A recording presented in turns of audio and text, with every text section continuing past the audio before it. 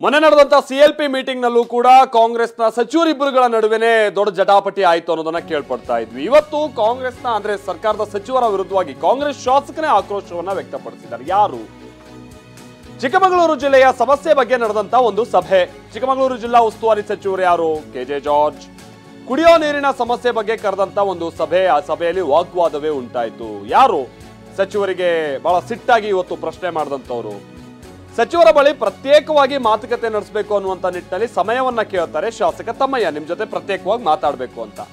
ಪ್ರತ್ಯೇಕ ಮಾತನಾಡೋದು ಏನಿಲ್ಲ, ಇಲ್ಲೇ ಹೇಳಿ ಅಂತ ಕೆಜೆ ಜಾರ್ಜ್ ಹೇಳ್ತಾರಂತೆ. ಬಿಜೆಪಿ ಶಾಸಕರೆಲ್ಲ ಇದ್ದಾರೆ, ಬಹಿರಂಗವಾಗಿ ಮಾತನಾಡೋದು ಸರಿಯಲ್ಲ ಅಂತ ಶಾಸಕ ಹೇಳ್ತಾರೆ.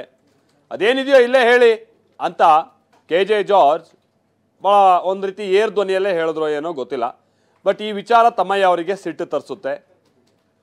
ನಾವು ಜಿಲ್ಲೆಯ ಶಾಸಕರು 5 ಮಂದಿ ಇದ್ದೀವಿ, ಕಾಂಗ್ರೆಸ್ ಶಾಸಕರು. ನಮಗೆ ಏನು ಕೊಟ್ಟಿದ್ದೀರಾ ನೀವು? ಮೊನ್ನೆ ನಡೆದಂತ ಬಜೆಟ್ನಲ್ಲೂ ಚಿಕ್ಕಮಗಳೂರು ಜಿಲ್ಲೆಗೆ ಏನು ಕೊಟ್ಟಿದ್ದೀರಾ?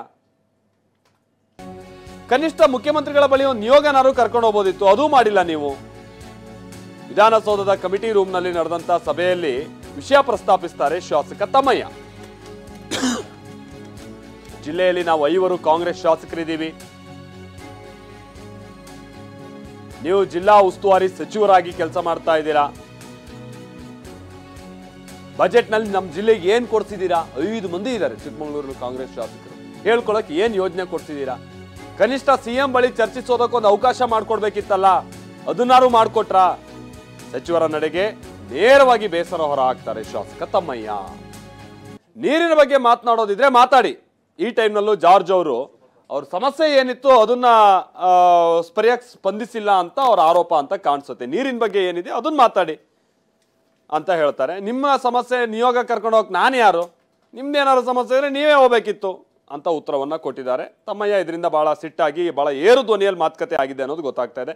ನಾವು ಪ್ರತಿನಿಧಿ ಪ್ರಮೋದ್ ಇದಕ್ಕೆ ಸಂಬಂಧಪಟ್ಟಾಗೆ ಮತ್ತಷ್ಟು ಡೀಟೇಲ್ಸ್ ಕೊಡ್ತಾರೆ. ಪ್ರಮೋದ್, ಏನಾಯ್ತು ಅಂತೇಳಿ, ಯಾಕಂದ್ರೆ ಮೊನ್ನೆ ನಡೆದಂತ ಸಿಎಲ್ಪಿ ಸಭೆಯಲ್ಲೂ ಕೂಡ ಇದೇ ರೀತಿಯ ಕೆಲವರು ತಮ್ಮ ಅಸಮಾಧಾನ ಸಿಟ್ಟೆಲ್ಲ ವ್ಯಕ್ತಪಡಿಸೋದನ್ನ ನಾವು ನೋಡಿದೀವಿ. ಸಚಿವರುಗಳು ಇಬ್ಬರ ನಡುವೆ ವಾಕ್ಸಮರ ಆಯ್ತು ಅನ್ನೋದನ್ನ ಕೇಳ್ಪಟ್ವಿ. ಇವತ್ತು ಏನಾಯ್ತು ಅಂತ?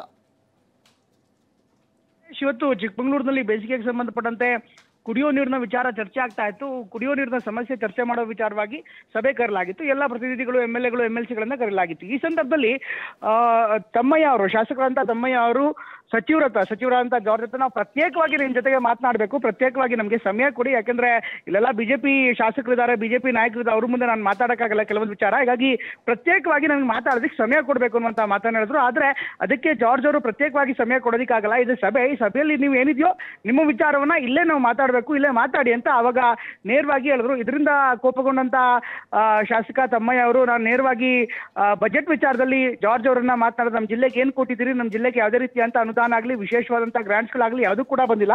ಜೊತೆಗೆ ನಮ್ಮನ್ನ ಏನ್ ಬೇಕು ಅಂತ ಯಾರು ಕೇಳ್ತಾ ಇಲ್ಲ. ಮುಖ್ಯಮಂತ್ರಿ ಬಳಿ ಒಂದು ನಿಯೋಗವನ್ನ ಕರ್ಕೊಂಡು ಹೋಗಬೇಕಾಗಿತ್ತು, ಮುಖ್ಯಮಂತ್ರಿ ಬಳಿ ಒಂದು ನಿಯೋಗವನ್ನ ಕರ್ಕೊಂಡೋಗಿ ನಮ್ಮ ಸಮಸ್ಯೆಗಳನ್ನ ಆಲಿಸಬಹುದಾಗಿತ್ತು ನೀವು ಅನ್ನುವಂತ ಮಾತನ್ನ ಈ ಸಂದರ್ಭದಲ್ಲಿ ಹೇಳಿದ್ರು.